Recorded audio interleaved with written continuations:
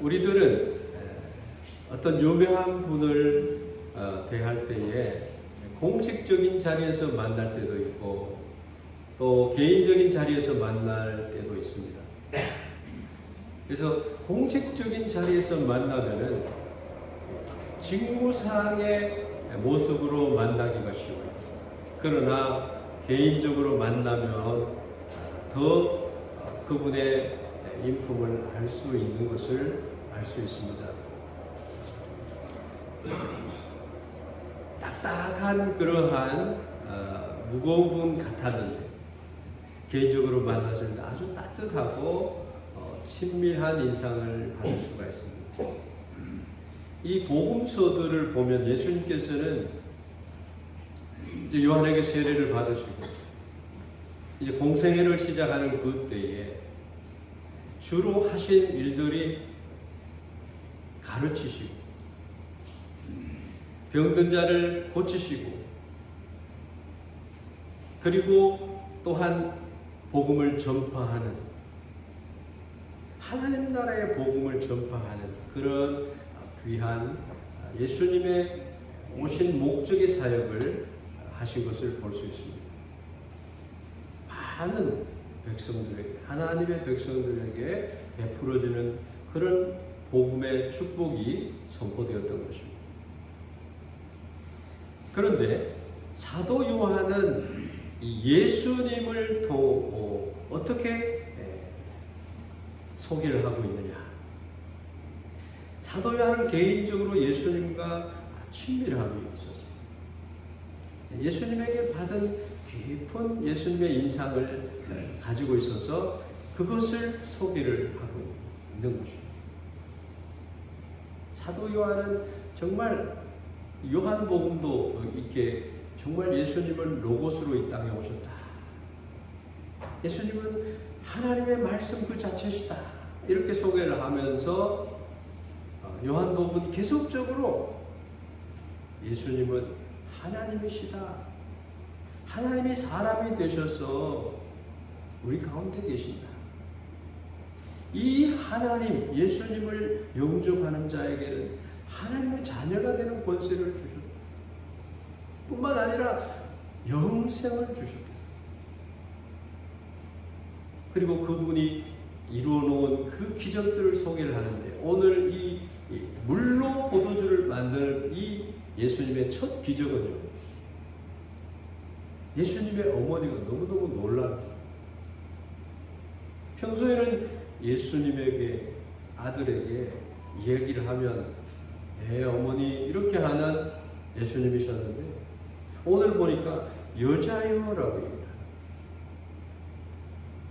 그 의미를 오늘 한번 생각해 보자.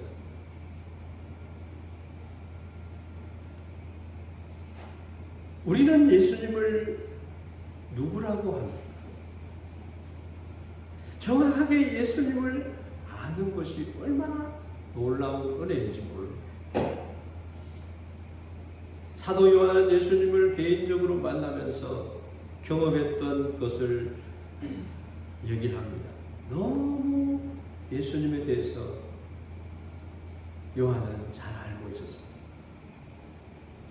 그는 말씀과 능력으로 나타나신 예수님을 하나님이시다라고 하는 것을 증거하고 있는 겁니다.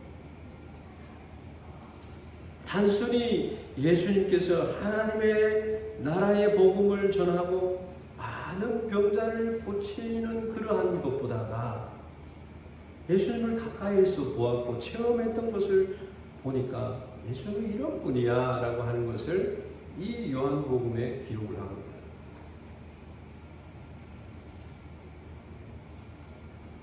예수님을요 바로 알면 예수님을 사랑할 수밖에 없습니다. 사도 요한이 증거하는 것은 이 예수님께서 어느 집의 결혼식에 초대를 받았어요. 거기에 갔을 때 그리고 예수님과 함께 예루살렘으로 올라가서 거기에 있었던 일들 이런 것들을 보면서 사도 요한은 너무너무 놀라는 그런 사건들이 있습니다. 오늘 이 사건은 예루살렘 성전에 올라가서 예수님께서 행사하신 그것과는 비교할 수 없는 아주 작은 것입니다. 댐이 있다라고 한다면 댐에서 그냥 물이 졸졸졸졸 내려오는 그 정도의 그러한 기적.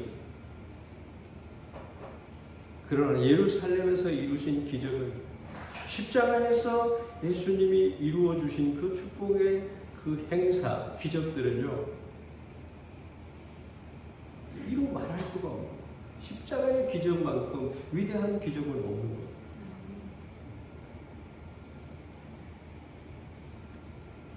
그래서 예수님이 마리아와 요셉의 친척집이었을 것 같은데 결혼식에 초대를 받아서 제자들과 함께 갔어요. 기꺼이 결혼잔치에 참석을 하고, 근데 그 가나 혼인잔치에서부터 예수님께서 공생애적인 삶의 모습이 나타나는 거예요.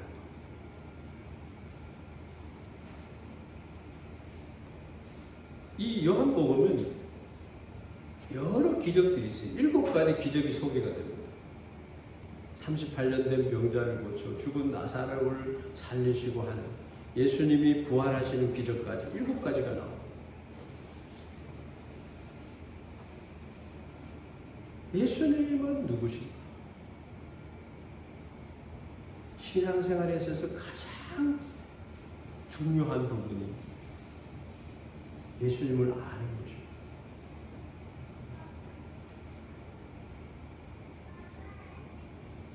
예수님은 하나님의 아들이라, 하나님 자신이시라는 거예요. 그것을 요한은 개인적으로 체험적으로 만나게 되었다는 거예요. 경험한 자가 아니면 도저히 말할 수 없는 구체적인 말씀을 기록하고 있습니다. 그것을 오늘 우리가 알아야 됩니다. 우리는 오늘 이 아침에 예수님을 따르는 제자로서 예수님의 말씀을 받아야 됩니다. 그리고 하나님의 말씀을 받고 그 말씀을 순종함으로 축복의 생애를 걸어가야 됩니다. 마치 물이 포도주가 된 극상품의 포도주로 바뀌는 역사가 예수님 안에 있는 줄 믿습니다. 여러분, 예수님을 만난 사람이 그러한 삶을 살아가야 돼요. 지금까지의 물의 가치로 살아갔던 사람의 삶이 포도주로 바뀌어야 됩니다. 가나 혼인잔치는요, 갈릴리에서 설교를 하시고 병자를 고치신과 동시에 사흘 뒤에 예수님께서 제자들과 함께 이 혼인잔치에 초대가 되어서 갖는 것입니다. 그래서 1절, 2절 말씀은 사흘 되던 날에 갈릴리 가나에 혼인이 있어 예수의 어머니도 거기 계시고 예수와 그 제자들도 혼인의 청함을 받았더니 말하는 것입니다.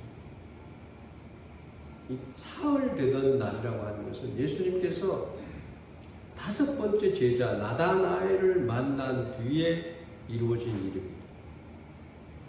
첫 번째 제자로 부름받은 세례요 요한의 제자였던 안드레와 요한, 베드로와 빌립이 제자가 되었습니다. 예수님께서 내가 너희로 사람을 낳는 어부가 되게 하리라.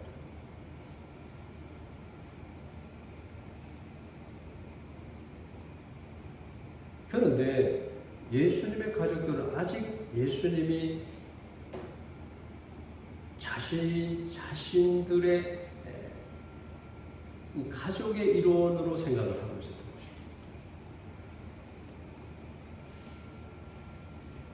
그래서 예수님과 제자들을 초대를 한 거죠. 가족이라고 생각을 하고 음식을 잡수시고 제자들과 함께 있었습니다.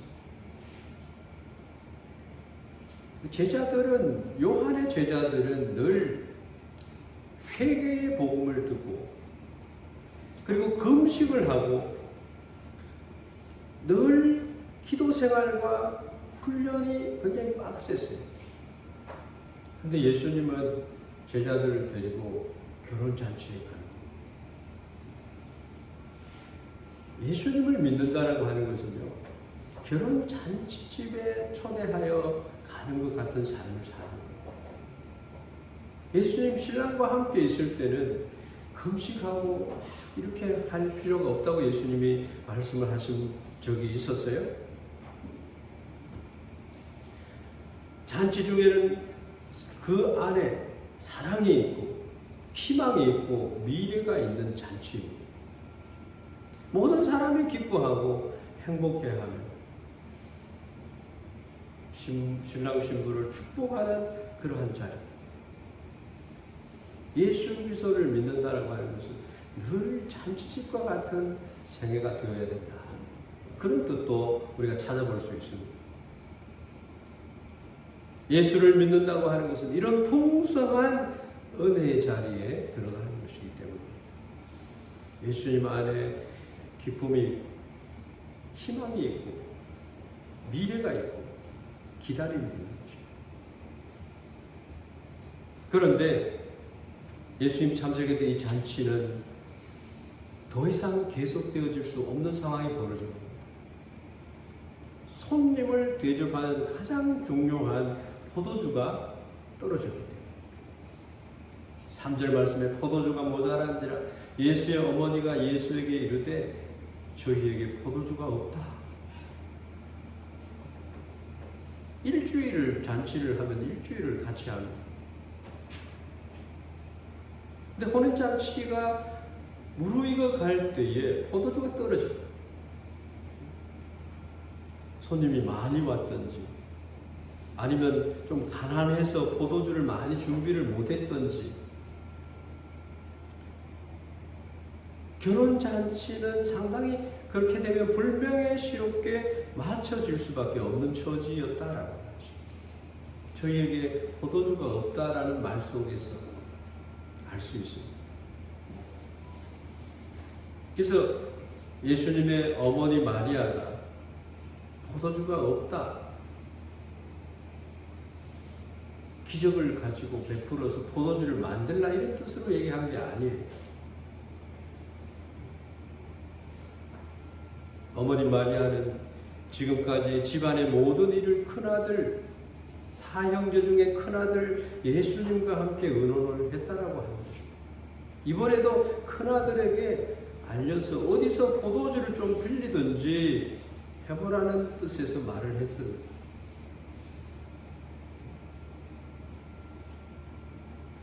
여러 사람들하고 이제 어울려 다니는 것도 보게 되고 그 사람들도 초대하면서 어떻게 좀 할 수 없느냐는 식으로 말씀을 전했던 것입니다.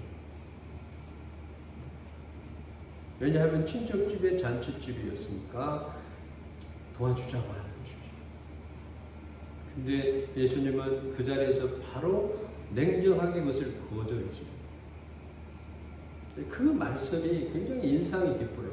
예수께서 가라사대 여자여 나와 무슨 상관이 있나이까 내 때가 아직 이르지 못하였나이다. 여자라고 하는 것은 지금까지 불렀던 용어하고는 다른 거예요. 예수님은 마리아를 이 순간 자신과는 아무 상관이 없는 한 여자로 상대했다는 거죠. 두 가지 이유예요. 하나는 이 일이 나와 상관이 없다는 거예요. 또 다른 하나는 내 때가 이르지 않았다는 거예요. 그래서 거절한 거죠. 이것을 생각을 해보면 예수님과 무관한 일이라고 하는 뜻이 무슨 뜻이냐?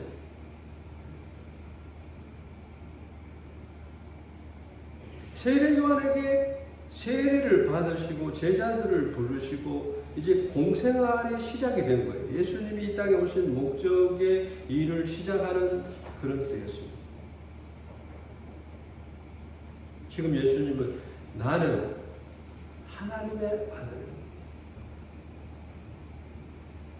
아무리 자신을 낳고 기르신 어머니라 하더라도 이 순간부터는 예수님과 어머니 마리아의 관계는 어떤 가정일을 의논하는 그런 어머니가 아니라 예수님을 하나님의 아들로 믿어야 하는 한 사람의 여자로 되었다.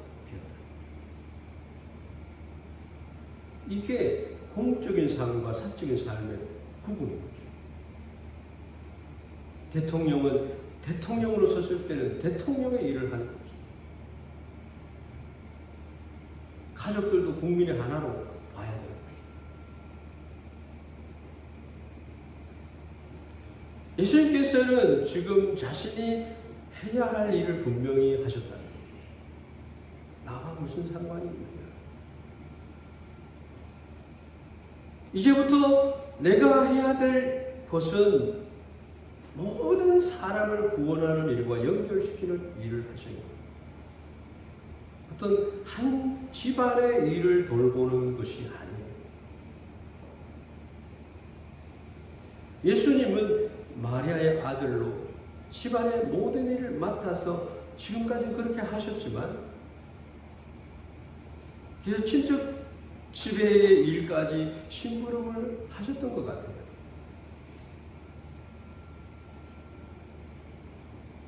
그러나 이제부터는 어머니도 공적인 관계에 놓인 여자로 되는 거죠.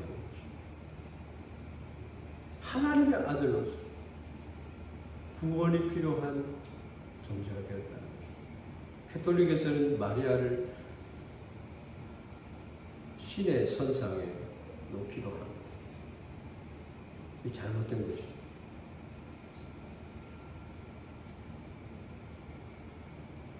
예수님의 관심은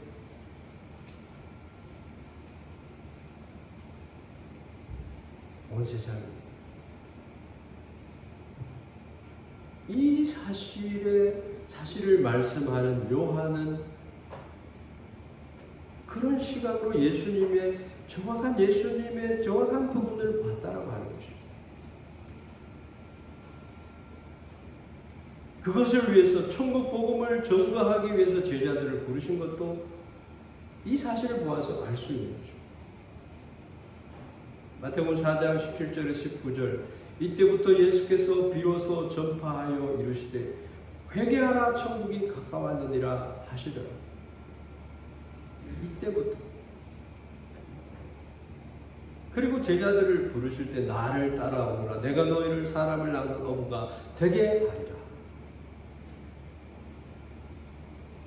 그 집안의 위신이나 잔치의 모양새는 그 집안에 있어서는 중요한 일인지 몰라도 그것이 사람의 영혼을 구원하는 일과는 무관하다라고 하는 말씀을 하신 겁니다.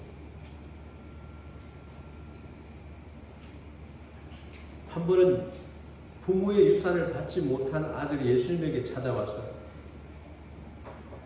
형에게 말을 해서 유산을 나에게도 받도록 해주십시오라고 예수님께 말씀드렸습니다.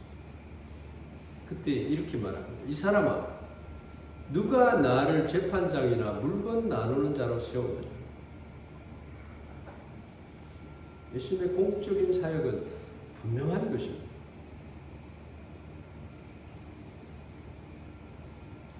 그래서 그에게 말하기를 사람의 생명이 그 소유에 넉넉한 게 있지 아니하다라고 말했습니다. 우리가 먼저 알아야 될 것은 예수님께서는 우리 한 사람 한 사람을 구원하기 위해서죠. 이 구원을 하나님의 말씀을 듣고 예수님이 이루어 놓으신 십자가의 은혜를 받아들일 때에 이루어지는 거죠. 그에게 하나님이 함께 하셔서 축복된 인생으로 구원받는 것에 그치지 아니하고 범사에 형통하게 한 축복까지 더하여 주신다는 거예요. 또 예수님께서 내 때가 이르지 아니하였다 하면서 거절했어요. 포도주가 없다 했을 때 하나님의 아들로서 자신이 어떻게 이것을 이루어내야 되겠나. 자신의 입장을 또 분명히 하신 말씀이 됩니다. 내 때가 이르지 아니하였나. 하나님의 아들로 예수님을 믿게 하는 그 때를 말하고 있습니다. 그것이 예수님과 상관이 있는 일이에요.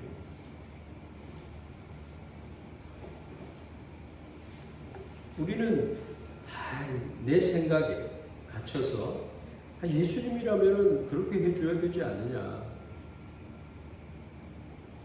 그런 사랑이 있어야 되지 않느냐, 이렇게 얘기할 수 있어요. 근데 요한이 여기서 명시적으로 얘기하는 것은 예수님은 하나님의 아들이야 라고 하는 것을 굉장히 강한 어조로 두 번이나 강조해서, 이 히브리어 헬라어 쪽에서 이 어법은요, 두 번 나오는 것은 굉장히 강조하는 거죠. 예수님이 내가 진실로 너에게 이르노니 이렇게 얘기할 때도 있고, 예수님께서 내가 진실로 너희에게 말하노니 하는 말이 있습니다.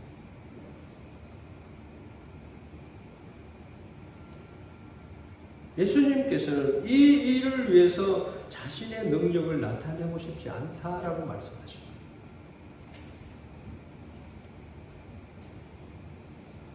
우리가 예수님을 누구냐 했을 때, 예수님은 가나 혼인잔치에 그 사건을 이루어주기 위해서 오신 분이 아니다라고 하는 것을 먼저 알아야 돼요.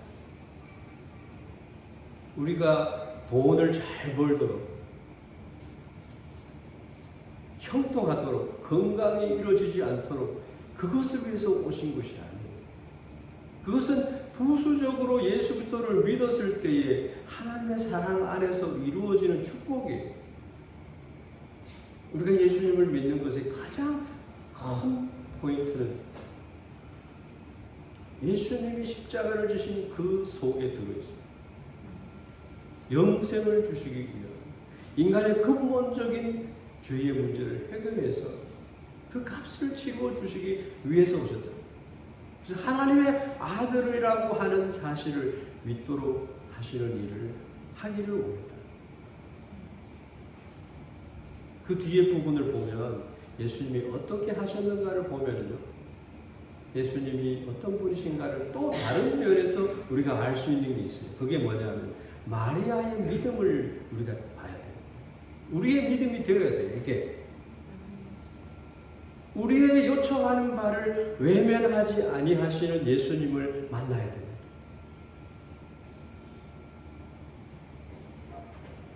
마리아가 예수님께 이 집에 포도주가 없다고 했을 때,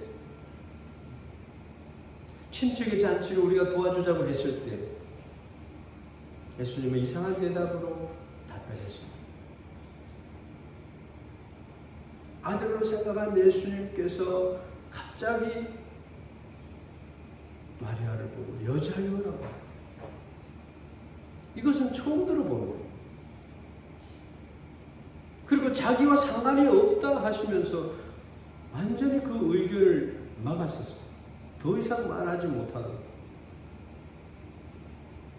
보통 사람 같으면은 얘가 왜 별소리를 다 하네, 이렇게 할 수 있어요. 근데 마리아의 다음 행동은 놀라웠습니다. 그 어머니가 하인들에게 이르되 너희에게 무슨 말씀을 하시든지 그대로 하라 하시니라. 마리아는 예수님의 거절에 포기하지 아니했고, 그렇다고 조르지도 않았어요. 그냥 하인들에게까지 지금부터 예수님께서 무엇을 시키든지 그대로 하라. 이게 마리아의 믿음입니다. 하나님의 말씀을 우리가 받아야 됩니다. 마리아도 인간이었기 때문에 늘 예수가 누구인지 자주 잊어버리기도 했어요. 마리아는 천사들이 나타나서 복된 여인이다 하시고, 네 몸에 아기가 들어있어, 요셉에게 나타나서 예수라 하라, 별명은 임마누엘, 천사들이 움직여서 말했고요. 동방박사들을 맞아요. 그런데도 마리아는 예수님이 누군지를 때때로 잊어버리고 있습니다. 그런데 이 말에 정신이 번쩍 든 거예요. 우리는 하나님이 늘 함께 하지만 하나님이 눈에 보이지 않는다고 생각을 해서 늘 잊어버리기도 합니다. 언제 하나님이 나와 함께 하셨는가 잊어버립니다. 그러다가 하나님의 도우심으로 일이 하나씩 만들어질 때 하나님이 함께 하신다라고 하는 것을, 예수님은 하나님이다라고 하는 것을 깨닫게 돼요. 그래서 우리 신앙생활은 있기있기해지는데 너무 아름다운 신앙생활이 되어가는 거예요.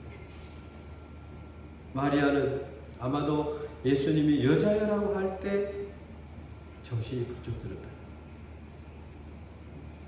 예수는 자기 아들이 아니고 믿어야 할 하나님의 아들이라는 것을 순간적으로 다시 깨달았다. 예수님이 12살 때 예루살렘 성전에 올라갔을 때 집에 돌아오는데 예수님이 안 보여요. 그래서 예루살렘 성전까지 다시 갔어요. 거기 갔더니만은 라비들하고 성경 말씀을 이야기하는. 왜 여기 있었냐 이렇게 하니까 내가 내 아버지 집에 있는데 나를 찾으셨다라는 말씀을 하셨어요.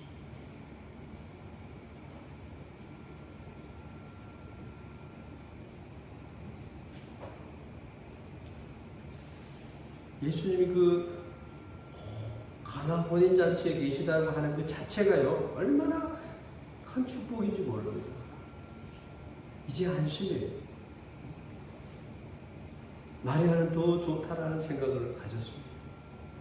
행복한 거였어요. 자기 곁에 결혼식장에 하나님이 와 계시다는 거예요. 얼마나 놀라운 일이다라는 것을 마리아는 알게 되었습니다. 여러분, 이 새해에 하나님께서 여러분 삶 가운데 와 계시는 줄 믿습니다. 함께 계시면은 행복합니다. 샌다이 교회에 하나님께서, 하나님이신 예수님께서 함께 계시다. 아들이라고 하면 심부름을 시킬 수 있고 부탁은 할 수 있지만은 하나님이시라고 했을 때는 믿음이 필요합니다. 하나님으로 인정하는 믿음이 필요합니다. 그래서 요한복음은요 계속적으로 예수님은 하나님이야. 믿어, 하나님으로 믿어라고 얘기를 합니다. 믿는 자에게는 하나님의 자녀가 되는 축복, 영생의 축복, 범사에 형통한 축복을 주시겠다는 거예요. 예수님이 가나 혼인잔치에 오셨다고 한다면 뭔가 이유가 있을 것이라는 것을 마리아는 보였던 거죠. 마리아의 믿음은 하나님은 능하지 못함이 없다는 것을 믿었다라고 합니다. 무엇이든지 예수님께서 말씀하시면 된다라고 하는 걸 믿었어요. 그렇기 때문에 하인들에게 예수님이 무슨 말씀을 하시든지 그대로 하라 말씀을 전했던 것입니다. 하나님의 말씀이 되도록 하는 교회가 복된 교회예요. 하나님 그 말씀을 이루어 주시는 거예요. 올 한 해 동안 예수님을 인정하는 삶이 되어야 복된 인생이 되는 겁니다. 마리아는 아들에게 심부름을 시키려고 하던 자세에서 무엇이든지 말씀하시기만 하면 그대로 이루어진다는 자세로, 믿음의 자세로 바뀌었다는 거예요. 자기만이 아니라 하인들에게도 그렇게 했다는 거예요. 교회 약부인들은 하나님을 믿는 믿음을 가져. 그래 연약한 성도들을 하나님께로 인도할 수가 있어요. 믿음은요 하나님의 능력을 움직이는 힘을 가지고 있어요. 믿음은 상관없는 일을 상관이 있도록 만드는 줄 믿습니다. 여자여 나하고 무슨 상관이 있어? 아직 내 때가 이르지 않아서 라고 하는 그 말을 우리가 예수님 앞에 아랠 때 아래 놓았을 때에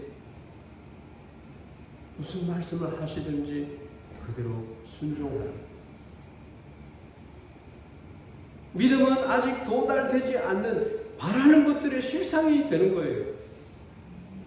내가 믿음의 고백으로 하나님 앞에 기도를 올려놓으면 하나님이 움직이십니다. 그것을 우리에게 가르쳐 주는 거예요. 혼인잔치에 포도주가 모자라는 것은 주님과 아무런 상관이 없는 일이었어요. 그러나 그것을 믿음으로 주님께 가지고 나왔을 때 얼마든지 주님과 상관이 있는 일이 되었던 거죠.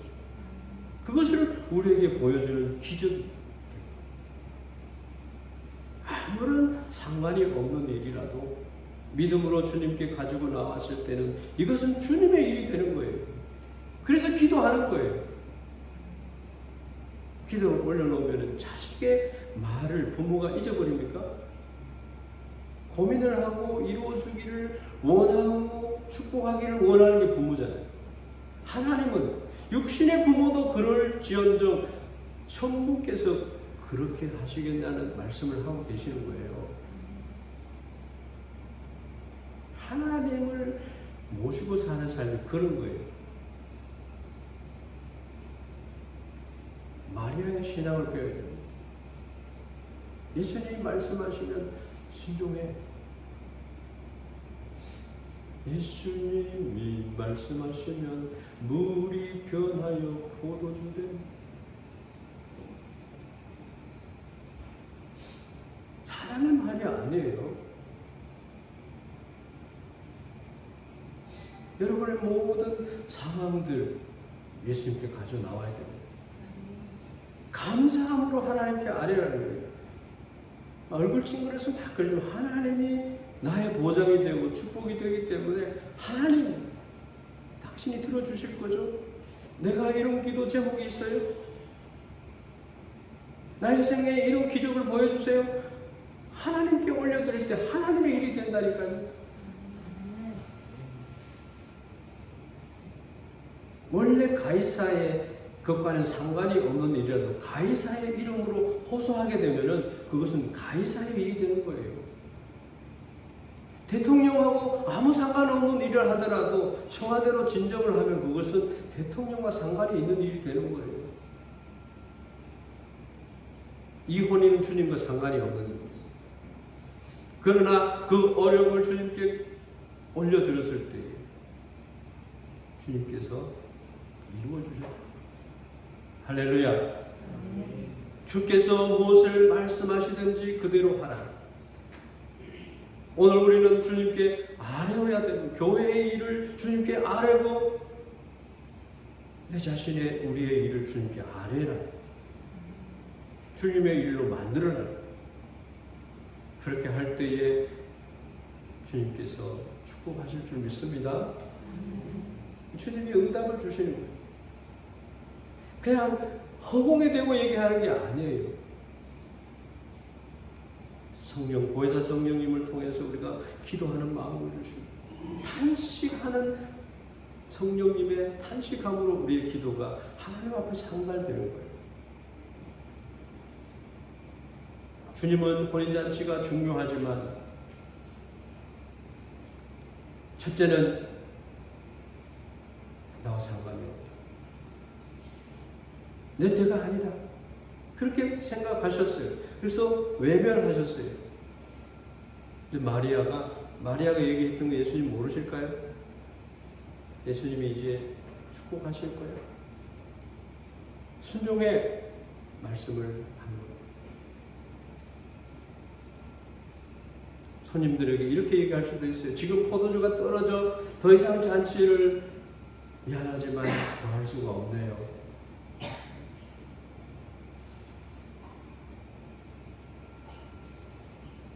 그렇게 끝을 맺을 수도 있어요.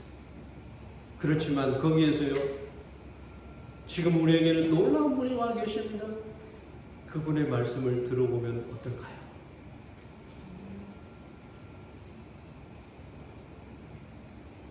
이때에 예수님께서는 이들이 순종하기 어려운 일을 말씀하셨어요.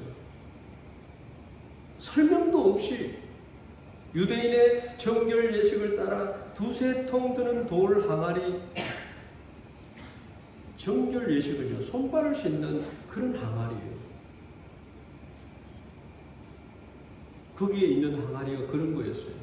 거기에다가 물을 가득히 채워서 연회장에게 갖다 주라 말씀하셨어요. 완전히 손발을 씻는 물이에요. 갖다 주었더니만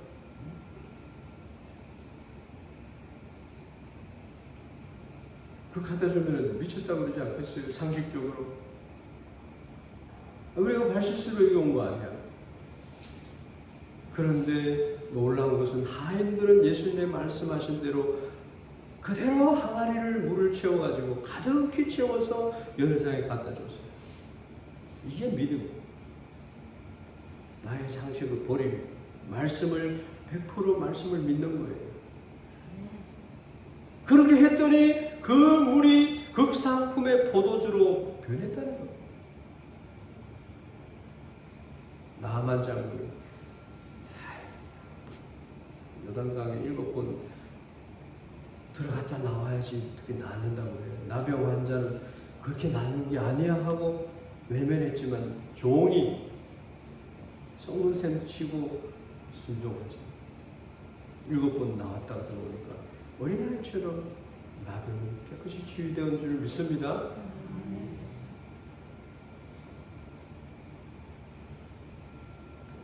예수님은 하나님이시다라고 하는 것을 보여주는 기적이라는 겁니다. 창조자의 개입이 있어서 되어졌다는 겁니다. 그래서 예수께서 저에게 이르되 항아리에 물을 채우라 하시며 9가지 채우니 이제는 떠서 연회장에게 갖다 주라 하시며 갖다 주었더니 연회장은 물로 된 포도주를 맛보고 어디서 났는지 알지 못하되 물동원 하인들은 알더라. 연회장이 신랑을 불러 말하되 사람마다 먼저 좋은 포도주를 내고 취한 후에 낮은 것을 내거든 그대는 어찌하여 지금까지 좋은 포도주를 두었도다. 연회를 리더하는 장에게 이걸 갖다 주니까 그런 기적의 이야기가 흘러나오게 된 것입니다.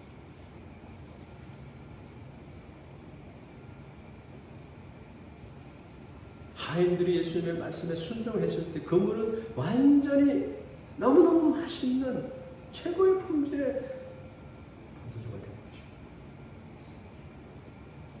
여러분, 신년 첫 주일에 새 부대를 준비하라고 얘기했어요. 나의 생각, 나의 구습적인 생각 이런 것을 다 벗어버려요.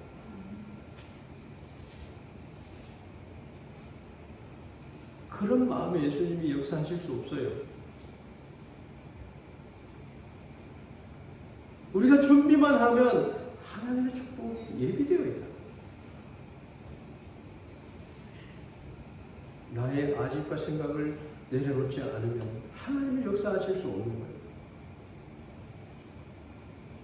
이것은 마술이 아니에요. 창조주의 기적입니다. 완전히 물체의 성질을 변하게 하는 기적입니다.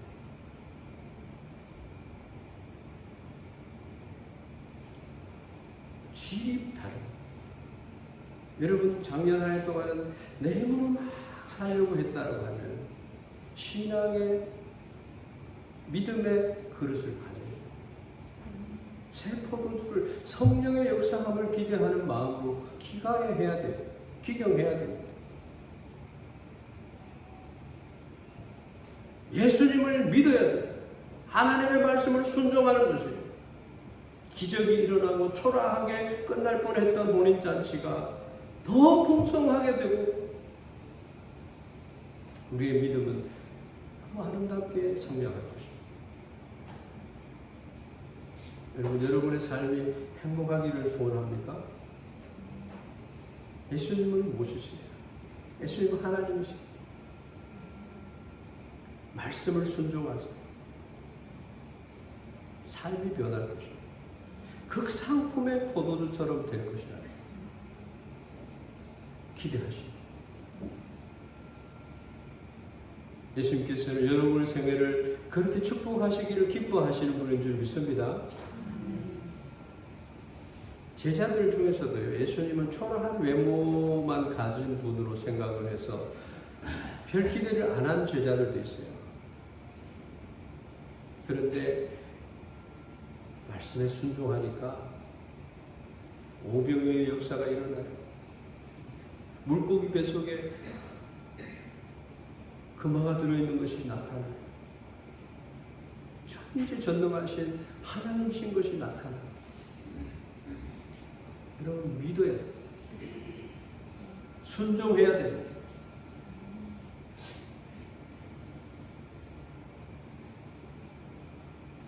사람들은 것만 바꾸려고 하지만요, 거기에는 만족이 없어요. 기쁨이 없어요. 성령의 충만함을 받아야 돼요. 새 사람이 되어요. 옛사람에게 하나님이 부어주어도 그것은 터져버리는, 새 포도주는요, 새 부대에 넣어야 안 터지는 거예요. 그게 축복이에요. 축복의 말씀을 축복의 말씀을 한다고 축복이 되는 거 아니에요. 준비를 해요. 아름다운 교회요, 저절로 됩니까? 말씀에 순종해요. 화목해 하는 직책을 맡은 자들의 순종이 있어야 돼요. 교회가 질서가 무너지면, 서로 신뢰하는 신뢰가 무너지면 사탄이 역사합니다. 영적 분별력이 있어요. 사람들은 사람의 속을 바꿀 수 없고 사람을 속입니다. 하나님은 만유리 여김을 받으시는 분이 아니에요. 예수님께서는 새 포도주를 우리에게 부어주시기를 원하는데, 우리가 순종하지 않으려는 낡은 구습의 자기를 고집하게 되면 새 포도주도 버리게 되고 부대도 못 쓰게 되는 거예요. 자기 자신도 망가져버리는 거예요. 예수님은요, 부딪히는 돌이 될 뿐더러 모퉁이에 요긴한 돌이 된다는 거예요. 거만하고 완악한 자들은 부딪혀서 자기 생애가 파괴되는 거예요.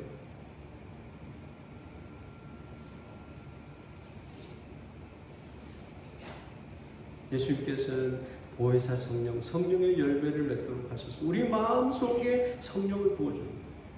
그래서 우리 생애를 통해서 극상품의 포도주 같은 인생을 만들어 주시는 분인 줄 믿습니다. 주님 말씀하시면 내가 나가리다. 주님 뜻이 아니면 내가 멈춰서리다. 나의 가고 서는 것 주의 뜻에 있으니 오 주여 나를 이끌어 주십시오. 뜻하신 그곳에 나 있기 원합니다. 이끄시는 대로 순종하며 살리니 연약한 내 영혼 통하여 일하소서. 주님 나라와 그 뜻을 위하여 오 주님 나를 이끄소서. 우리 주님은요, 우리를 풍성하게 하기 위해서 오셨습니다. 가난한 자들을 부하게, 낮은 자를 높이시려 영원한 진노 아래 앉은 백성의 영광을 입히게 하시는 분이세요. 그분께서 우리와 함께 계신다는 겁니다. 가나 혼인잔치에 찾아오신 예수님, 오늘 이 자리에 있는 줄 믿습니다. 어두운 흑암에 앉은 백성들에게 빛이 되십니다. 사탄의 포로가 되어 두려움과 절망으로 살아가는 이들에게 능력과 소망이 된다. 주님께 기대하십시오. 기도하십시오. 주님이 오신 목적을 알아요. 우리에게 멸망을 주게 오신 분이 아니에요. 평안을 주시기 위해서, 축복을 주시기 위해서. 요한복음 10장 10절 말씀에 도적이 오는 것은 도둑질하고 죽이고 멸망시키려고 하는 것뿐이다. 그러나 내가 너희들에게 온 것은 너희들로 생명을 얻게 하고 더 풍성히 얻게 하려는 것이다 라고 말씀합니다. 우리의 삶이 주님과 상관이 있는 삶이 되도록 하시길 바랍니다. 우리가 이대로 살아가는 것은 아무런 의미가 없지 않습니다. 수박 겉만 핥고 맛은 보지 않고 살아가겠습니까? 주님은 우리를 완전히 새롭게 하시기 위해서 오셨어요.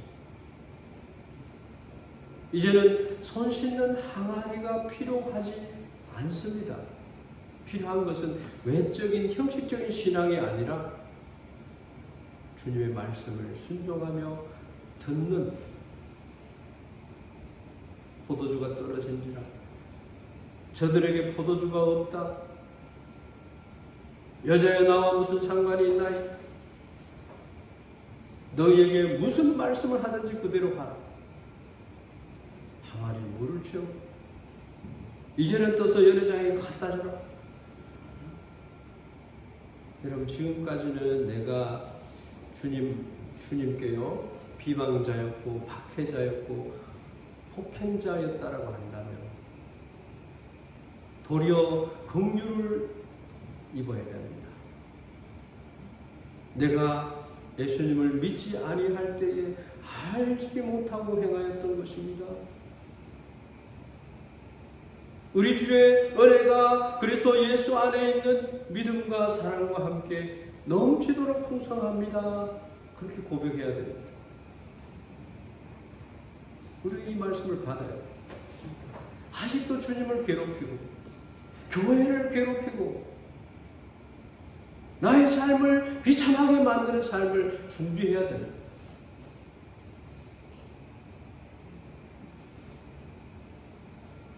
생각할 때는 주님 앞에서 생각해요.